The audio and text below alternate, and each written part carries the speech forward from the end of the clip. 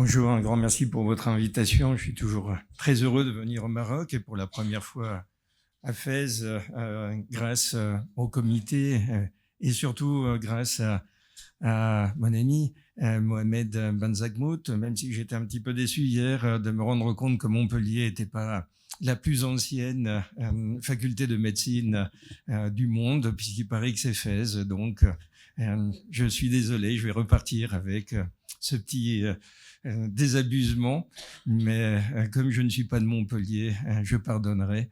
Et surtout, je serais très heureux de discuter avec vous de chirurgie de l'insula aujourd'hui, mais pas que de l'insula elle-même, puisqu'à mon avis, c'est pas du tout une île, c'est au contraire très très connecté. C'est un hub qui, à la fois anatomiquement, comme on l'a vu tout à l'heure, mais aussi fonctionnellement, on se doit d'être conçu en termes de connectivité, de façon à éclairer la chirurgie, à savoir quand finalement vous êtes au bloc opératoire, nous aurons plusieurs présentations dans la suite.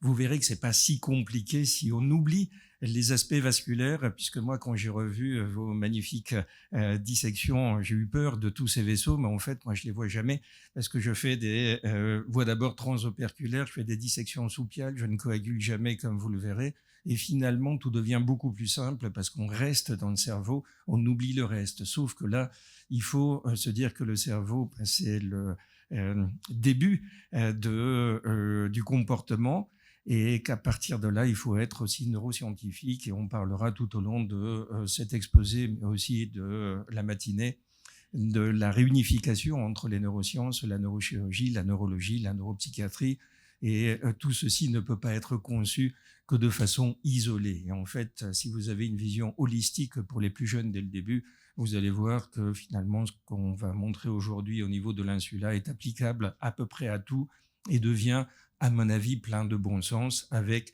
98% de reproductibilité. Donc le risque quand vous enlevez une tumeur insulaire doit être de moins de 1 à 2%. Et je parle sur des centaines de patients. Donc ce n'est plus tellement un challenge à condition d'avoir compris l'anatomie et la fonction. Du coup, je vais plus réinsister sur les aspects anatomiques. J'étais certain que le premier exposé serait de qualité, donc je vais passer très vite, puisque c'est enfoui, puisque c'est connecté, et puisque il y a des vaisseaux. Et la seule différence, c'est que je rajoute, en ayant utilisé cette diapositive, je vais trouver à l'époque très claire, il y a une vingtaine d'années, de mon collègue Fred Lang au Texas, exactement ce que vous avez vu tout à l'heure, mais cette fois-ci avec une tumeur, puisque pour aller opérer l'insula, en général, il faut quand même une bonne raison, soit l'épilepsie, et les collègues, notamment de Los Angeles, en parleront tout à l'heure, mais pas forcément avec la même perspective d'ouverture large et d'exérèse, alors que quand on a une tumeur souvent bien volumineuse, et en particulier non pas qu'insulaire, mais fronto-temporo-insulaire, comme vous l'avez dit tout à l'heure, donc paralimbique, montrant bien à quel point, dès la classification de Yazargil, l'initiale, il avait compris que tout était connecté. Alors, d'un seul coup, on se dit que l'anatomie est absolument critique, mais qu'il faut aussi tout de suite s'imaginer quand vous faites des dissections, quand vous voyez une imagerie, notamment de tenseur de diffusion, projeter la fonction.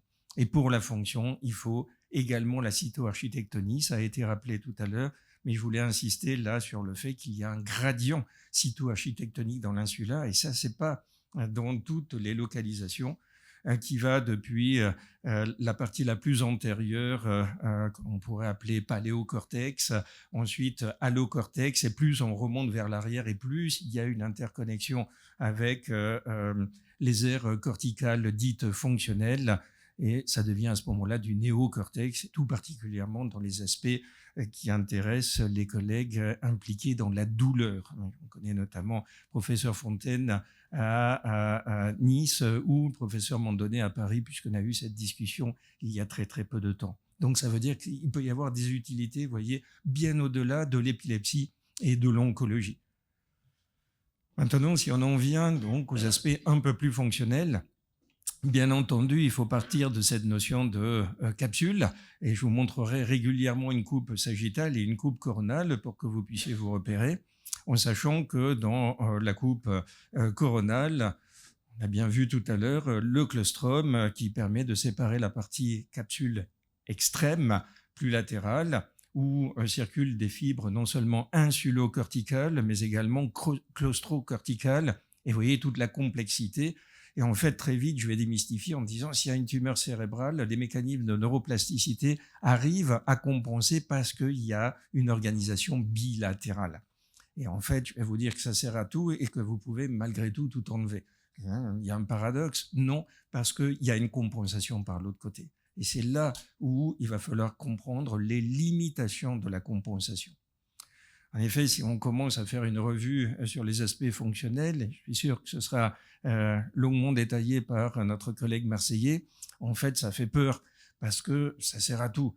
Non, c'est impliqué dans tout. C'est impliqué depuis les aspects olfacto-gustatoires jusqu'aux aspects somatosensoriels et notamment la douleur dont on a un petit peu parlé tout à l'heure lorsqu'il y a un dysfonctionnement de l'insula, même sans tumeur, mais aussi les aspects langagiers, cognitifs, comportementaux, émotionnels. On se dit, on ne va jamais s'en sortir. Comment est-il possible d'enlever une insula ?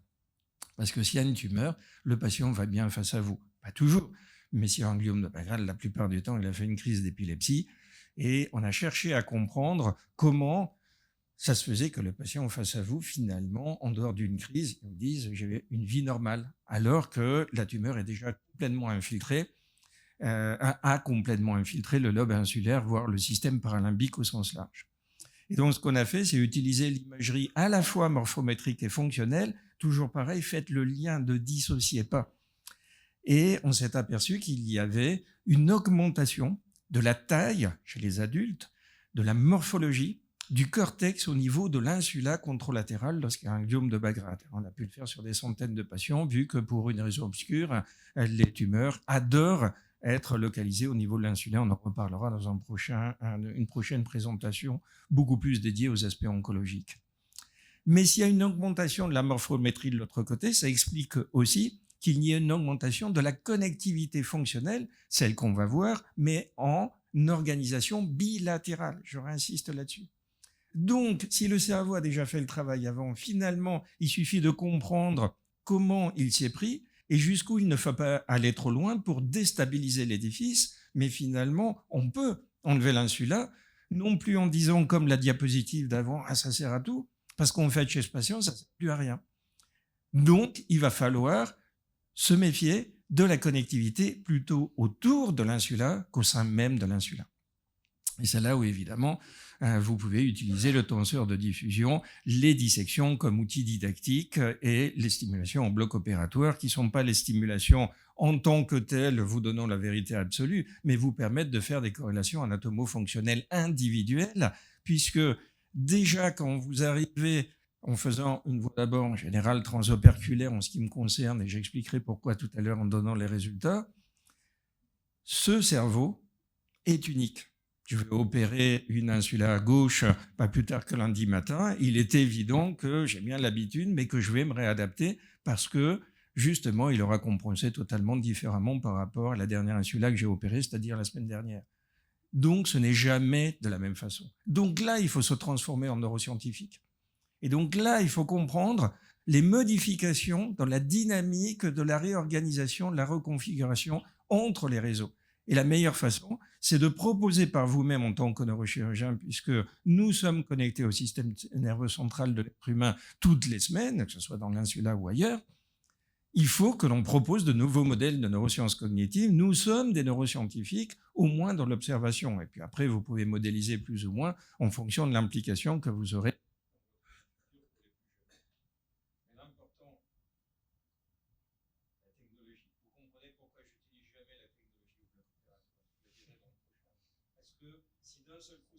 Vous êtes perdu.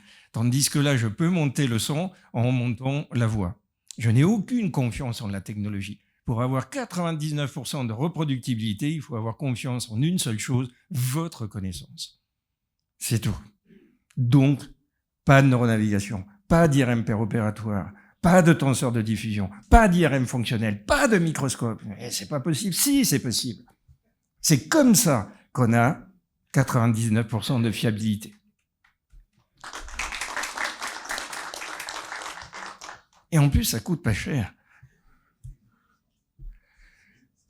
L'interconnectivité est essentielle, comme je l'ai dit, et c'est pour ça que j'ai montré tout à l'heure un diagramme de Fred Lang et que je montre un là de mes amis père et fils, Ribas, qui sont souvent venus à Montpellier et qui ont, je vous invite vraiment à lire cet article dans le journal Miasa, Jerry, qui est un excellent récapitulatif de ce qu'ils ont appelé l'isthme qui tourne autour du Central Core, qui est constitué de l'insula, effectivement, du noyau lenticulaire, etc., etc. Je ne reviens pas sur l'anatomie de tout à l'heure. Mais je vais insister sur les faisceaux, parce qu'ils ont fait un diagramme où on peut commencer à comprendre toute la connectivité qu'il y a autour et en profondeur de l'insula, et c'est ça le danger.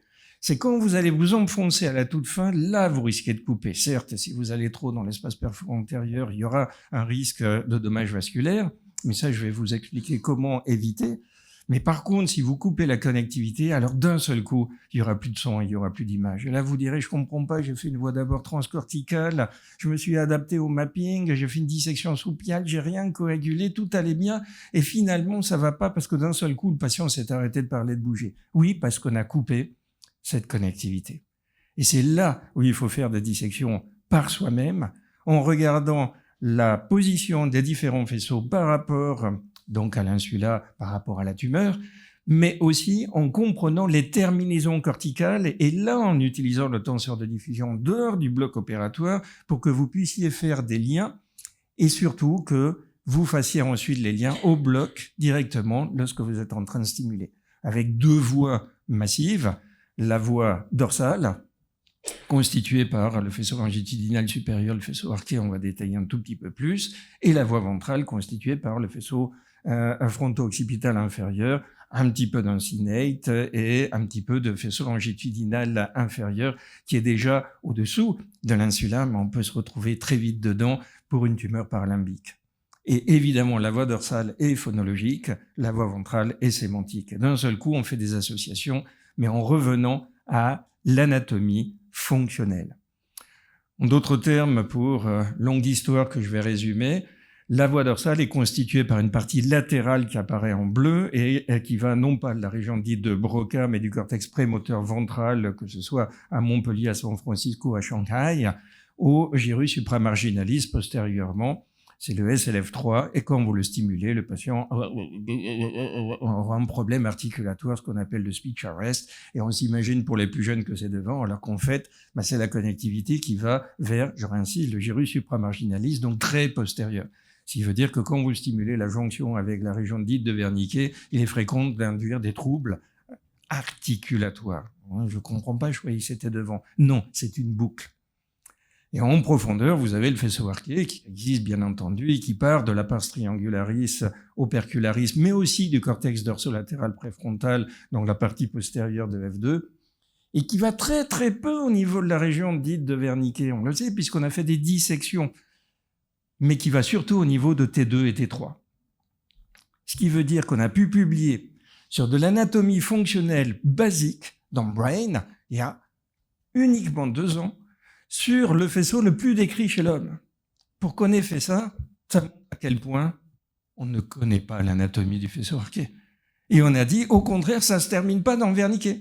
Ça se termine dans la partie postérieure de T2, T3, mais aussi dans la partie antérieure de T3. Ce qui veut dire que quand vous faites une lobectomie temporale antérieure, notamment dit du côté gauche non dominant, vous voyez, j'ai fait une erreur justement parce que je ne sais pas ce que veut dire dominant, non dominant.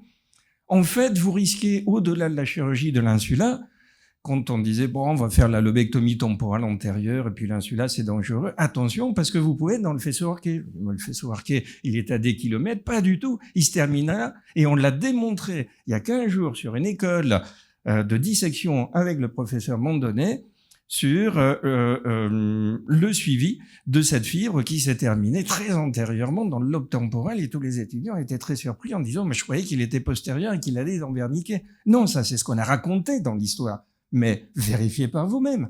Et d'un seul coup, vous allez dire « ah mais ça explique pourquoi il peut y avoir des paraphasies phonologiques ou une jargonophasie lorsque je stimule finalement assez antérieurement ».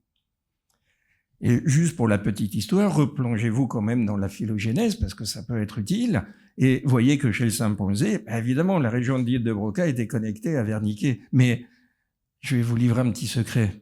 Nous ne sommes pas des chimpanzés. Et tout s'est modifié au fur et à mesure de l'évolution. Et regardez maintenant les terminaisons, il y en a quelques-unes au niveau de la Wernicke, mais la vaste majorité, c'est dans le lobe temporal en éventail.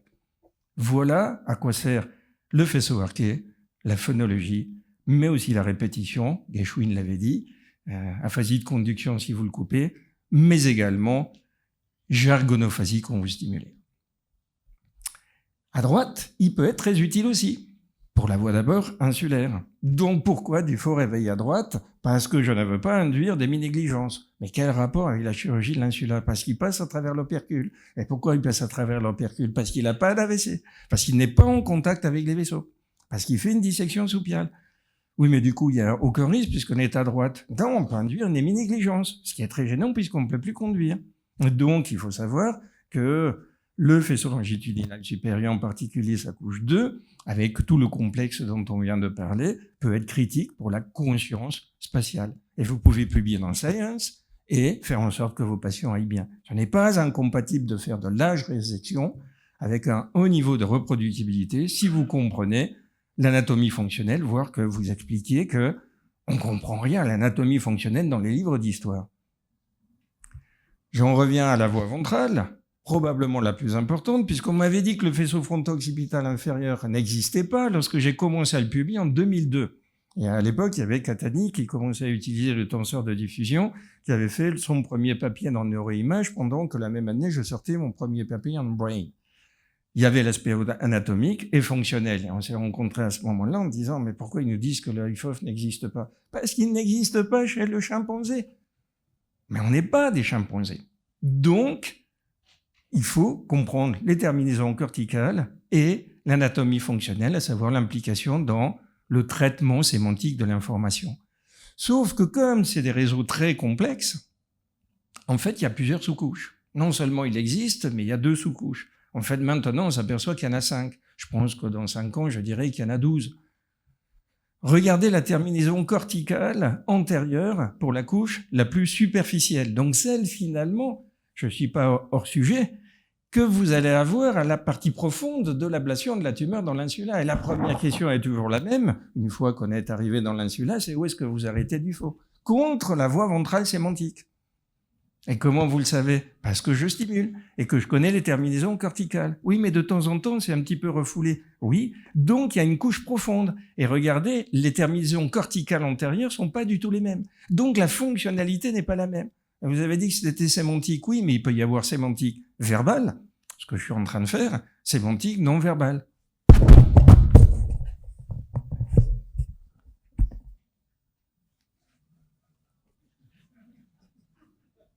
Le monde, la plupart du temps, nous parle sans langage. Et on comprend. Sinon, on ne survit pas. C'est pas les mêmes terminaisons, c'est le même faisceau, mais il n'est pas organisé de la même façon en termes d'anatomie. Mais si on comprend la fonction, on comprend l'anatomie.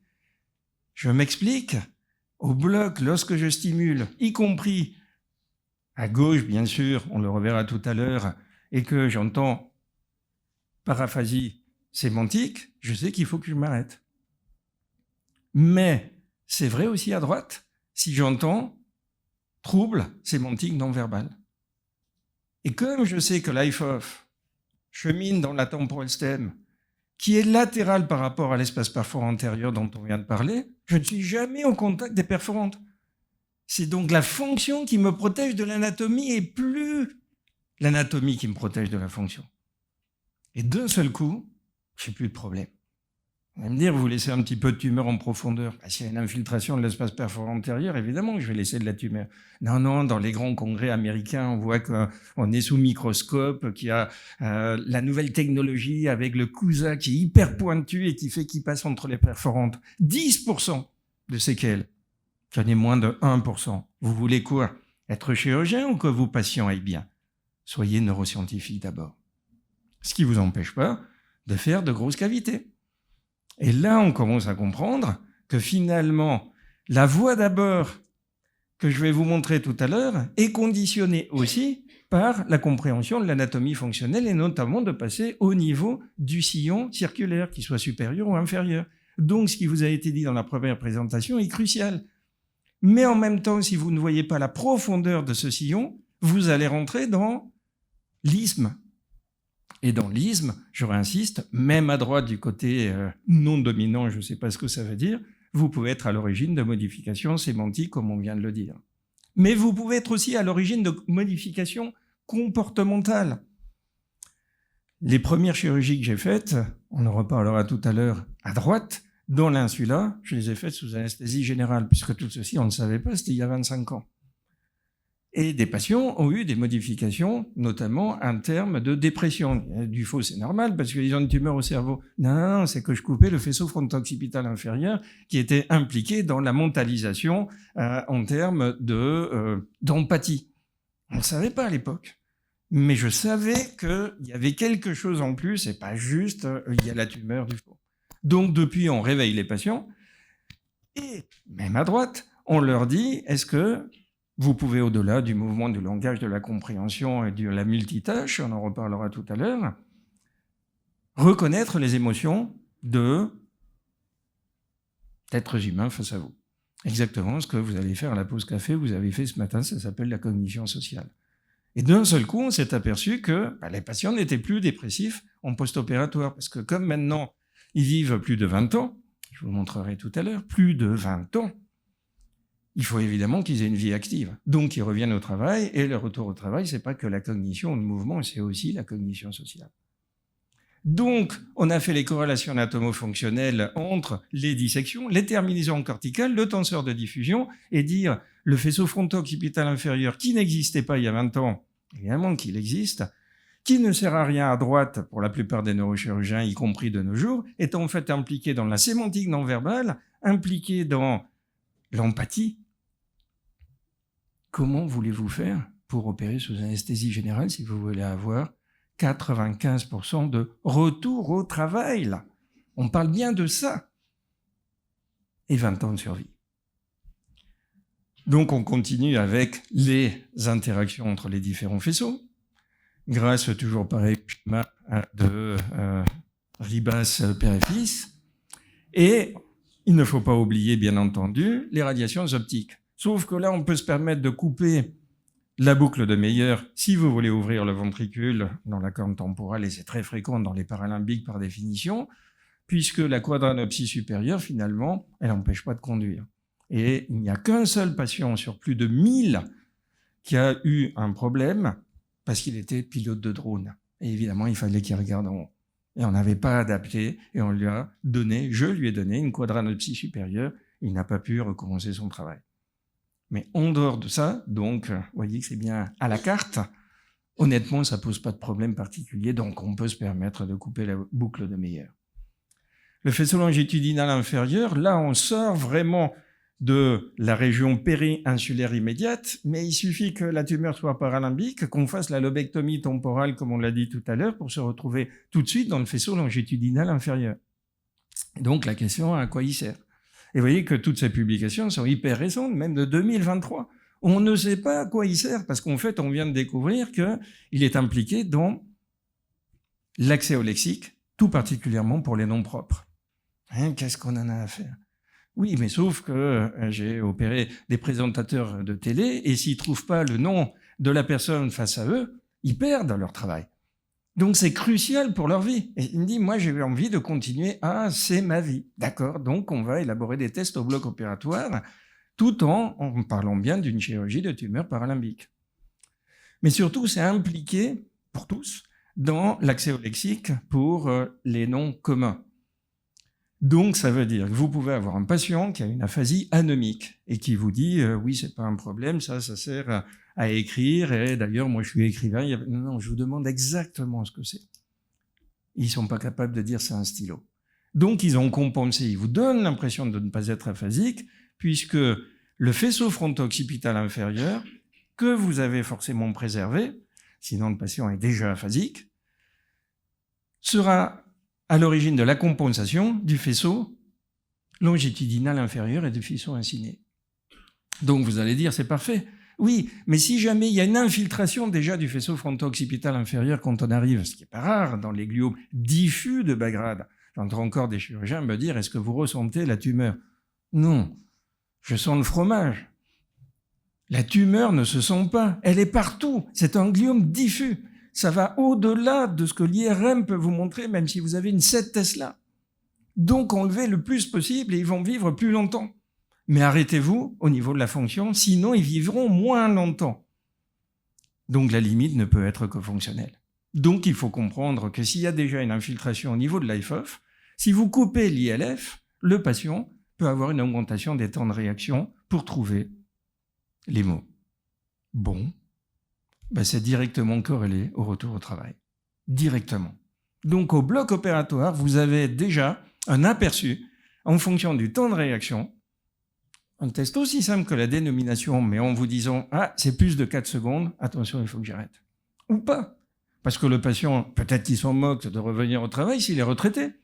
Et donc, il vous aura dit avant l'intervention chirurgicale, moi, ce que je veux, c'est voir mes petits-enfants grandir. Et honnêtement, ça fait longtemps que j'ai laissé tomber le boulot parce que je suis français, que j'ai plus de 65 ans et que je veux pas travailler plus longtemps. Donc, c'est pas grave si j'ai une augmentation des temps de réaction, enlever davantage. C'est à la carte. Ça va tellement loin que même dans le schéma de Ribas, père et fils, il y avait un petit trou ici. On a bouché le trou tout récemment avec Emmanuel Mondonnet en faisant une étude de corrélation anatomo-fonctionnelle, encore les stimulations péropératoires, mais aussi le tenseur de diffusion avec notre collègue Maxime Descoteaux qui travaille au Canada. Et donc vous voyez qu'on n'a vraiment rien contre l'imagerie fonctionnelle, mais en dehors du bloc opératoire et des dissections anatomiques. Et en fait, on a redécouvert un faisceau qui avait déjà été décrit comme l'IFOF. En fait, l'IFOF a été décrit il y a 100 ans. Le faisceau d'Arnold, et je suis sûr que vous ne le connaissez pas. Honnêtement, je ne le connaissais pas il y a encore 3 ans. Pas le nerf, le faisceau.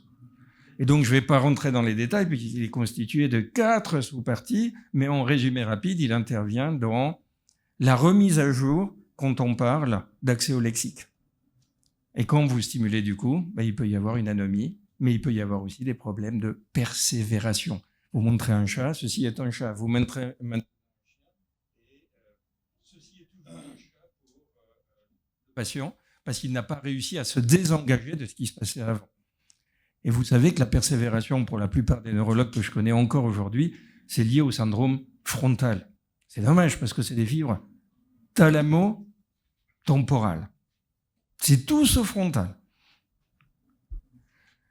Enfin, on arrive en profondeur aux fibres pyramidales, dont on a parlé tout à l'heure, mais vous voyez qu'il y avait beaucoup de choses avant aussi, et que les fibres pyramidales, quand vous stimulez, évidemment, il va y avoir des mouvements involontaires, mais aussi des aspects somatosensoriels, parce qu'il y a les fibres thalamocorticales juste à côté, somatosensorielles, qui font que si vous les coupez, vous pouvez induire une douleur qui peut persister. Ça, c'est l'article récent d'Emmanuel Mondonnet. Et donc voilà les résections que vous pouvez faire en étant, entre guillemets, un petit peu plus neuroscientifique que neurochirurgien et en essayant de mieux comprendre l'interplay, j'allais dire, entre les différents réseaux fonctionnels que, je suis désolé, mais de vous prendre la tête à ouvrir la vallée sylvienne, j'en suis totalement incapable. Et je pense que la plupart des grands chirurgiens que je connais en sont incapables, avec 99% de fiabilité. Si vous voulez voir suffisamment, on en reparlera tout à l'heure. Il y a peut-être Michael Lawton qui est capable de faire ça, et d'ailleurs qui ouvrait au tout début à Milchberger quand ils étaient ensemble à San Francisco. Et puis c'est tout. Moi, je suis un chirurgien très basique.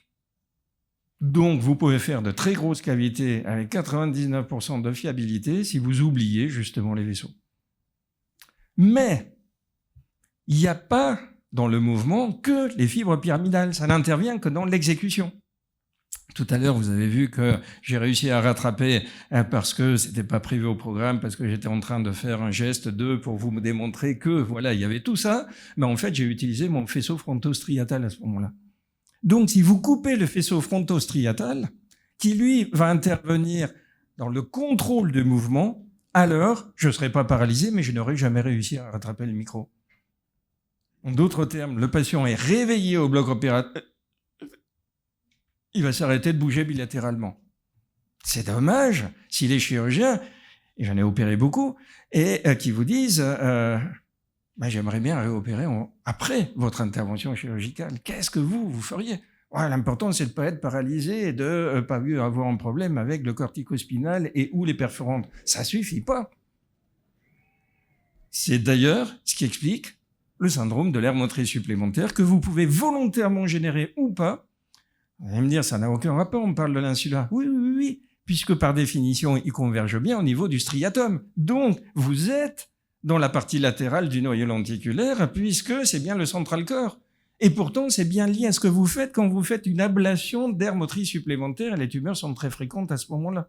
Je ne comprends pas, c'est pas la même symptomatologie. Si, c'est exactement la même. Et c'est lié au faisceau frontostriatal qui va de l'aire motrice supplémentaire à la tête du noyau codé. On peut toujours discuter pour le noyau lenticulaire, une entrée directe ou pas, c'est pas le sujet. On va me dire, de toute façon, ils récupèrent. Je sais, c'est moi qui l'ai dit, mais non. Ils récupèrent, ils sont pas hémiplégiques. En fait, ils l'ont jamais été, ils ont été akinétiques, on est bien d'accord. Mais s'ils sont pianistes, la coordination bimanuelle de haut vol, ils y arriveront plus. On s'en moque du faux. On parle de tumeur. Non, on parle de 20 ans de survie. Si le patient est concertiste de haut vol, il va vouloir revenir à une vie active. Ou pas, c'est lui qui décide. Et en fonction de ça, vous coupez le faisceau fronto-occipital, le faisceau frontostriatal en péropératoire ou pas, en fonction de ce qui aura été décidé par le patient avant l'intervention chirurgicale. Et je n'avais pas besoin de tenseur de diffusion pour savoir ça. C'est pour ça qu'on a modélisé l'année dernière ce qu'on appelle la conation, c'est-à-dire la conscience de l'intention de l'action complexe. Ça va bien au-delà de je suis hémiplégique ou non. Et pourtant, on devrait le savoir. Donc, les neurochirurgiens peuvent être des neuroscientifiques. Et enfin, il y a aussi le faisceau frontal ascending tract. Je n'ai pas de traduction, puisqu'en fait, c'est comme ça que mon collègue et ami Michel Thiébaut de Schoten l'a qualifié lorsqu'il a, entre guillemets, quasiment découvert un tenseur de diffusion. Tout ça, c'est ces 20 dernières années. Équivalent l'aire motrice supplémentaire à la pars opercularis. Sauf que si, évidemment, vous devez rentrer en transe operculaire, il faut se méfier parce que le patient peut avoir une tendance à bégayer. D'accord, j'ai compris, je ne peux pas aller plus loin. Donc, tout ceci est attendu. Et évidemment, variable d'un patient à l'autre en fonction de la variabilité anatomo-fonctionnelle interindividuelle qui déjà nous caractérise. Il n'y a pas de cerveau équivalent et a fortiori en cas de tumeur cérébrale qui a été à l'origine d'une réorganisation pré-chirurgicale, CF, la 3e diapositive, où tous les liens doivent être faits. Et à la toute fin, vraiment, là on redevient comme Yazarguil qui disait « Moi je suis bien quand je vois la face latérale du noyau lenticulaire. » Moi aussi, mais à condition qu'on n'ait pas coupé toute la connectivité, même si on a préservé tous les vaisseaux. Sinon, le patient ne sera pas hémiplégique, mais il ne reviendra pas à une vie active. Donc, ce qu'il faut, c'est continuer à améliorer cette connaissance, parce que vous voyez que je vous ai montré 3 articles publiés dans Brain ces 2 dernières années, par nos soins sur juste l'anatomie fonctionnelle. On connaît. Non, on ne connaît rien. Nous ne sommes pas de bons neuroanatomistes. Nous devons rester humbles face à la structure. Mais en additionnant la fonction, c'est pas plus complexe, ça devient plus logique, donc plus simple. Parce que du coup, on peut anticiper ce que la tumeur va faire. Et c'est là où je fais les liens. Le gliome adore migrer le long des fibres blanches. Elle connaît mieux la connectivité que nous. Non, elle connaissait mieux la connectivité que nous il y a 25 ans. Mais maintenant, on commence à la connaître, donc on peut couper les fibres s'il y a une compensation ou pas. Ou alors on ne peut pas se le permettre et on fait de la chimiothérapie. Parce que cette infiltration est directement corrélée aux troubles cognitifs. Je ne parle plus là de post-opératoire, mais de pré-opératoire. Tout patient doit avoir un bilan neuropsychologique complet, alors qu'il va vous dire, comme je vous l'ai dit au début, je fais une crise d'épilepsie, j'ai une vie normale. Oui, mais en fait, si vous faites un bilan cognitif dans la moitié des cas au moins, les patients qui disent qu'ils vont bien ne vont pas bien. Et donc, le savoir, avant d'aller au bloc opératoire, vous permet de prédire ce qui va se passer, puisque vous connaissez déjà la limite de la neuroplasticité en termes de compensation IPSI et contrôle lésionnel à l'échelon individuel à ce moment de l'histoire naturelle où vous allez rentrer au bloc opératoire. Et c'est là où vous allez pouvoir jouer sur l'interaction dynamique entre les réseaux et pas juste voir un faisceau comme je vous l'ai montré tout à l'heure, et donc redevenir neuroscientifique, mais avant d'aller au bloc opératoire, en pensant en termes de méta-réseau, réseau de réseau. Et vous pouvez publier en Physiological Reviews, donc la Bible de la physiologie humaine, qui n'a plus rien à voir ni avec la chirurgie, ni avec la tumeur, ni avec l'insula à proprement parler, mais qui dit juste localisationnisme, vous pouvez oublier. Mais il y a une limitation, ça restera la connectivité sous-corticale s'il n'y a pas eu une compensation suffisante par l'autre côté. Je conclurai là-dessus, c'est vous êtes chirurgien, vous sentez la tumeur, vous êtes sous microscope, vous voulez enlever un tout petit peu plus, et vous enlevez 3 mm de plus. Combien de fois je l'ai entendu dans ma vie, les collègues qui ont dit « Ah, d'un seul coup, le patient s'est arrêté de parler. » Ben oui, tu as déconnecté le faisceau fronto-occipital inférieur. Mais c'était que 3 mm. Non, non. C'était 1/3 de l'hémisphère que tu viens de déconnecter sous microscope. C'est pour ça qu'il ne parle plus. Et il ne va peut-être pas récupérer. Raisonnez en termes de connectivité. Le microscope est dangereux parce que vous ne voyez pas le reste du cerveau, sauf si vous avez une imagerie mentale à toute épreuve. Donc, il faut que vous sachiez ce genre de cartes qu'on est en train de développer au fur et à mesure. Elles sont tout à fait disponibles dans le template du MNI. Et là, ça part dans tous les sens avec des points partout.